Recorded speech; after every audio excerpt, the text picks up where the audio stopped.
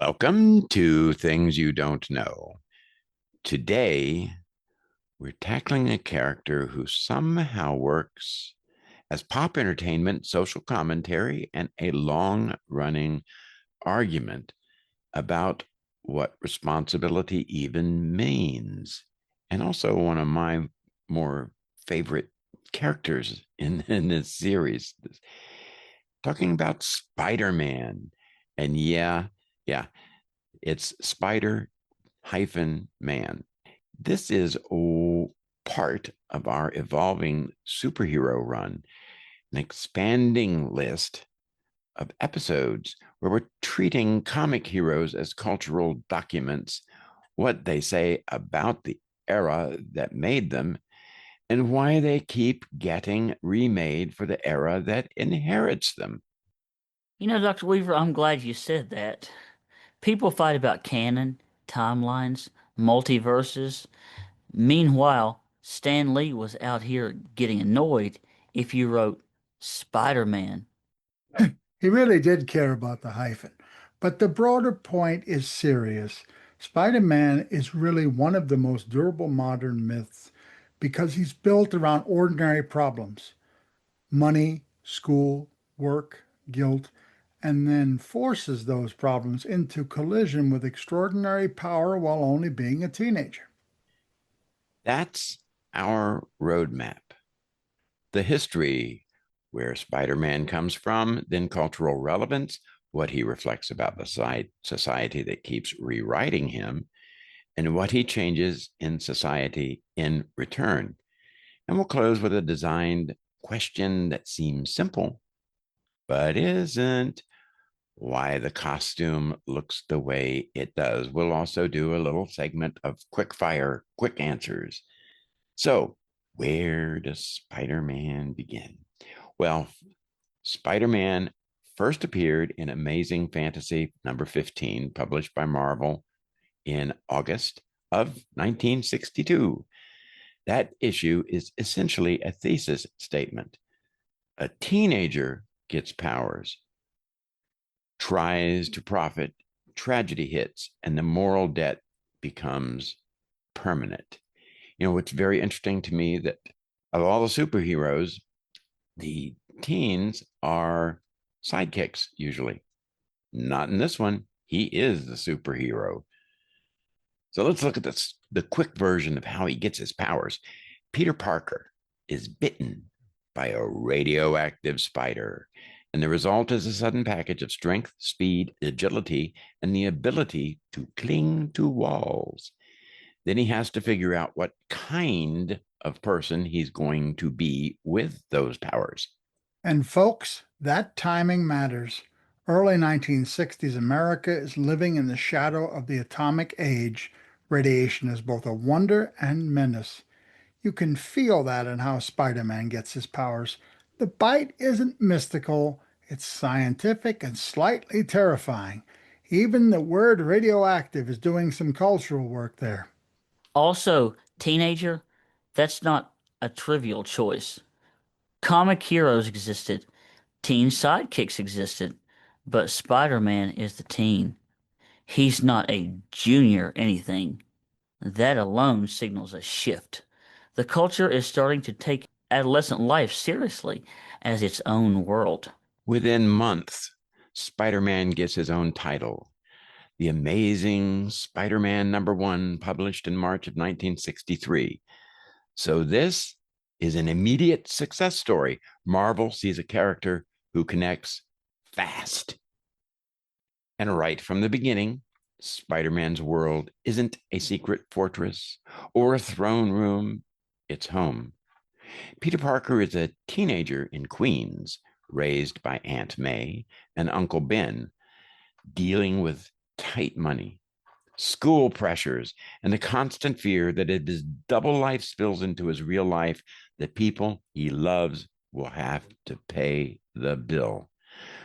That domestic gravity, home as responsibility, not just comfort, is baked into the character from the very start. And he connects because he's an everyman hero. Britannica uses that exact framing. Spider-Man as the original everyman hero created by Stan Lee and Steve Ditko.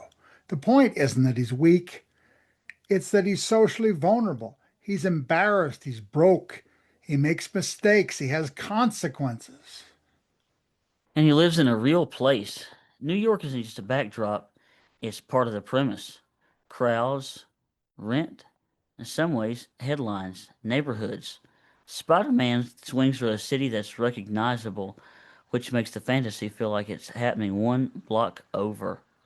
Let's talk about what Spider Man reflects, because he's basically a mirror with webbing. Start with status anxiety.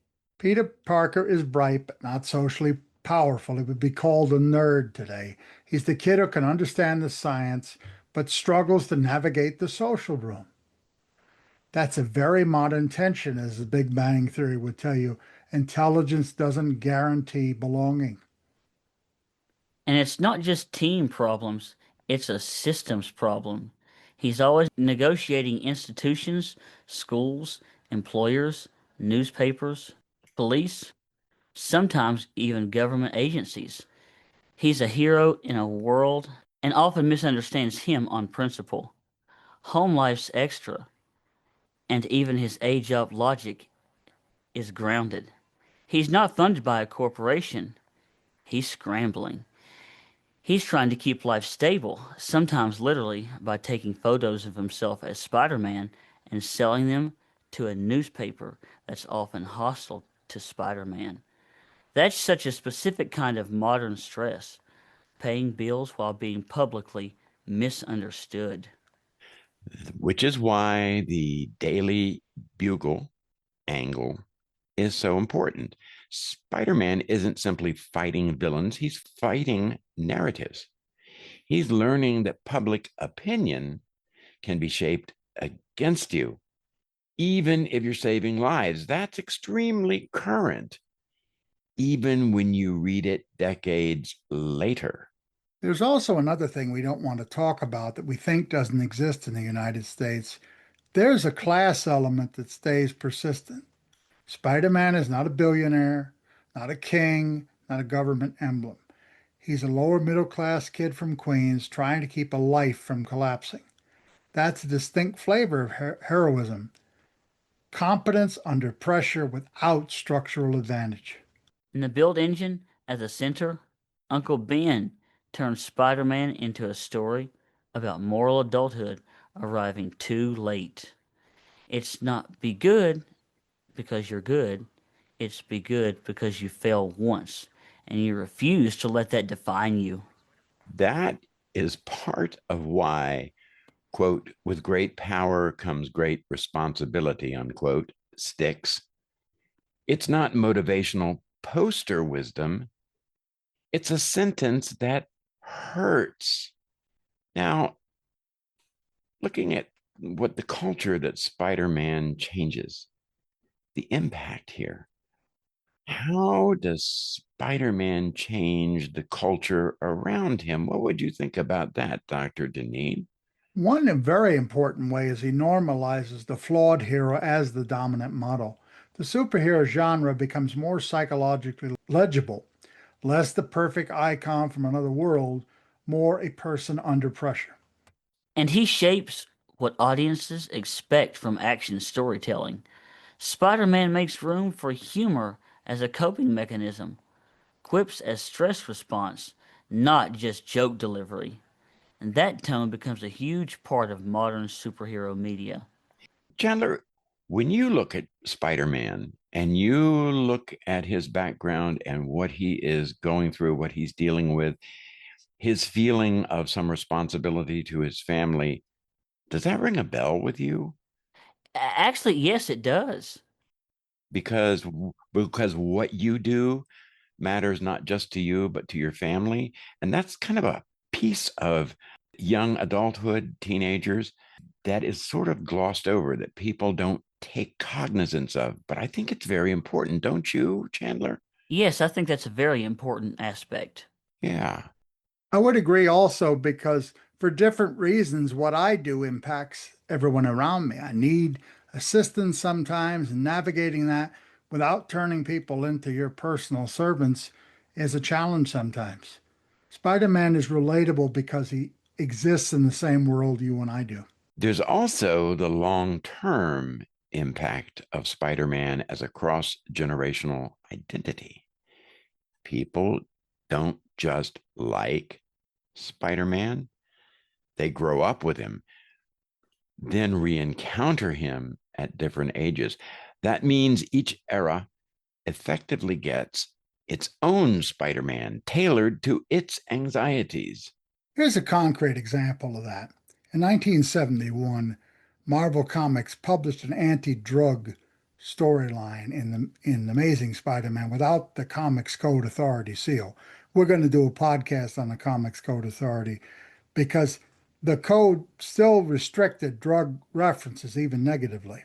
The Comic Book Legal Defense Fund describes how the Spider-Man arc helped expose the absurdity of those 1950s era restrictions and contributed to revision of the code during the same year. That's Spider-Man not just reflecting culture but pushing it, testing what mainstream comics are allowed to say.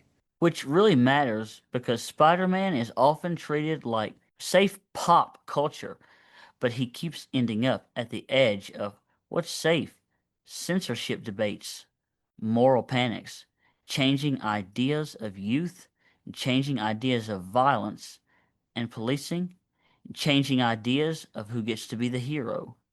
And also reflects something else too. The problems with what Spider-Man brings and pushes with culture reflects a kind of fear that many people have about teens and young adults pressing and pushing things and changing things. And oh my God, what's going to happen?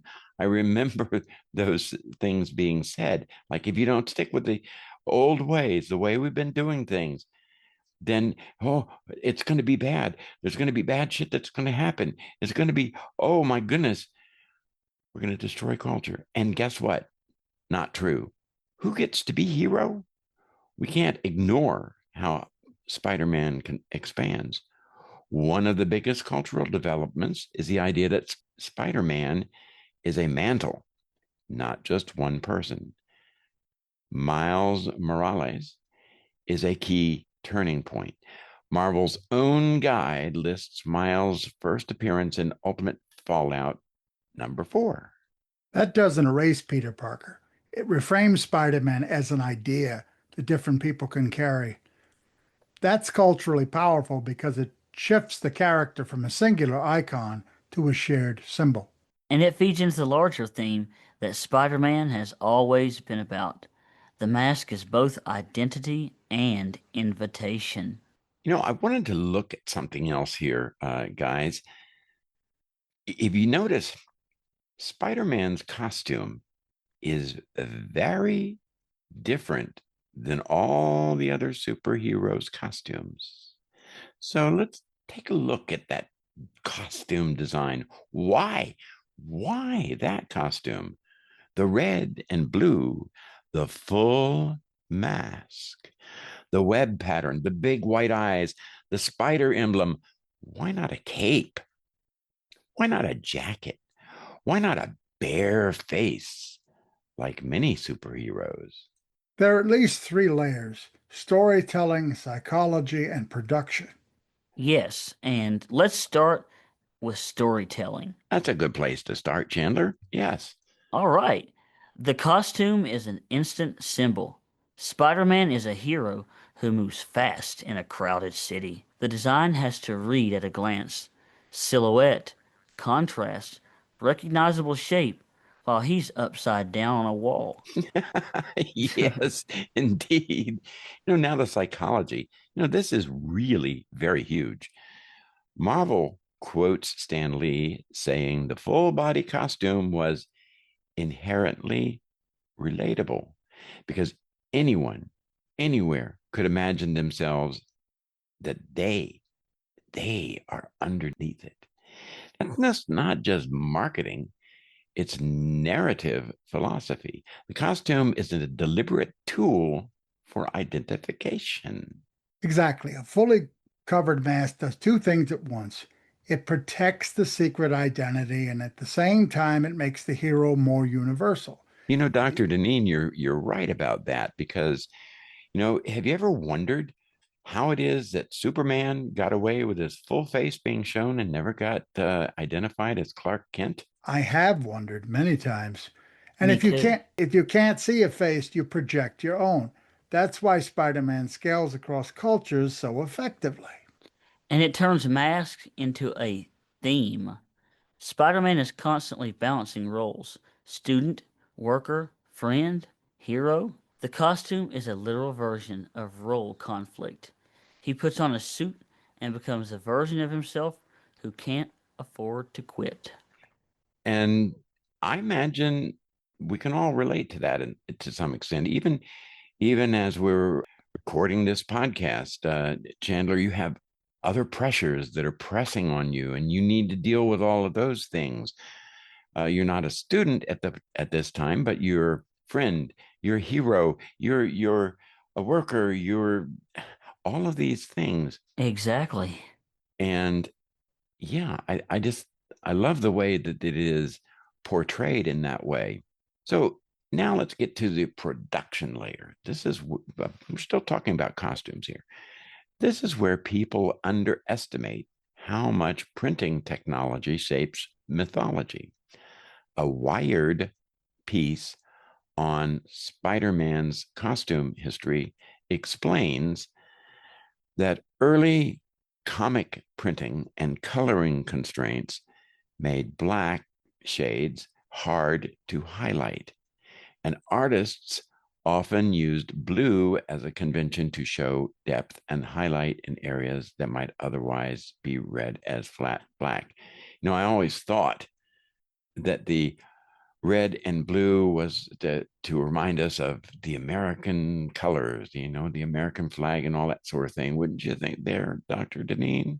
Yes, it would seem that way, but now we have another reason. So part of the red and blue signature isn't just aesthetics. It's what reproduced well and looked dynamic on cheap paper with limited color processes. That also explains why the suit's patterning matters. The web lines are texture, movement, and dimension. They keep the red from reading as a single flat shape. That suit is visually alive. And the eyes, well, those big white shapes are brilliant because they solve multiple problems. You can feel expression without drawing a mouth. The character reads clearly from far away, and the eyes can be adjusted by artists to shift mood, wider for surprise, narrower for intensity, while staying consistent. Also, spiders are culturally loaded. They can signal fear, fascination, danger, patience, and creativity. A spider emblem on the chest is instantly legible in a way that, say, generic strong guy isn't. It's primal. And the DIY angle matters. Spider Man's costume feels homemade even when it looks iconic. That reinforces the working class teen engineer identity. He invents web shooters, he builds solutions. He's not issued a uniform by the state. So, if we had to summarize why the costume was designed that way, universal identification. Anyone can be under it. Instant readability. Symbol, silhouette, eyes. Practical reproduction. Color and printing. Conventions and contrast. Theme reinforcement. Mask as identity. DIY as character. And that's why the suit has barely changed in its fundamentals for decades. Many of the other superheroes' costumes have morphed, but in Spider Man's case, it's doing too many jobs at once, just beautifully, actually. Now let's do a little rapid fire. We might call it a web slinger check. Quick round, short answers, no dissertations. Okay, guys? Yeah, All right. So, Spider-Man starts as what kind of hero? Chandler? A a neighborhood scale hero with world scale consequences. it's a moral story disguised as an action story. So, what's the core emotion of Spider-Man? Responsibility, anxiety. Guilt converted into duty. Whoa, whoa. Okay, I think your guys are right on target. Why New York City? Well, because of anonymity and crowds, they make secret identity plausible. Because modern life, media, density, inequality becomes part of the plot engine. So, why does the mask matter culturally? Because it invites the reader in. This could be even you, Dr. Weaver. And because it turns identity into an idea, not just a face. Yeah. I don't know, Chandler, if I could climb buildings or be upside down. Yeah, I don't know. It's sort of interesting. Yes, it Okay. is. Yeah. So, one sentence on why Spider Man lasts. Well, he stays human even when the stories go cosmic. He evolves with the culture without losing the moral spine. Alrighty. Spider Man begins in 1962 as a teenage experiment in what a superhero could be, then becomes a running cultural conversion without about power, responsibility, and the price of trying to do good in a very messy world. Oh, yes, and the costume isn't just a look, it's a thesis.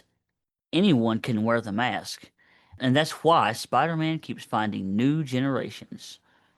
Which might be the most mythic thing about him. The story keeps changing, but the moral math and heart stays the same. What do you mean by that, Dr. Deneen? What is the moral math? The moral math is the core concept that says people need to look out for each other.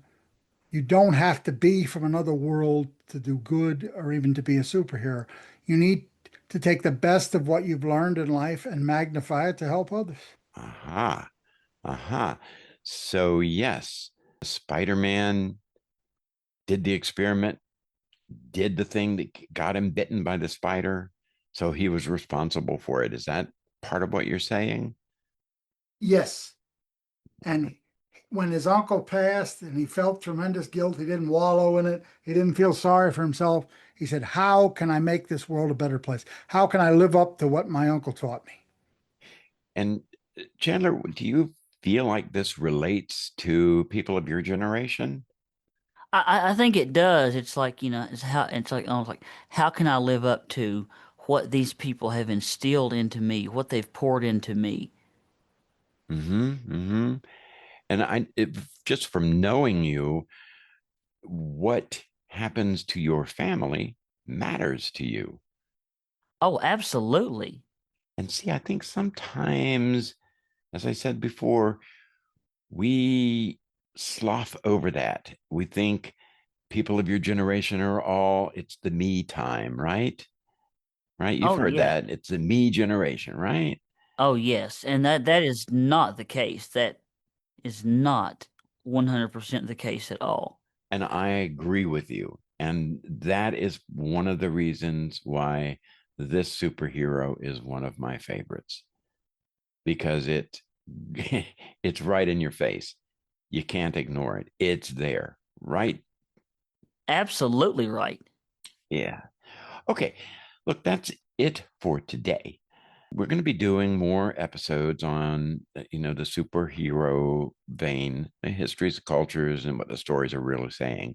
So you need to come back soon. Keep checking the playlist and because there will be more. And each episode is another case study and how pop culture doubles as a record of what people fear, value, and hope for. Thanks for tuning in today. Come back soon, folks. Bye bye. Bye for now and stay curious.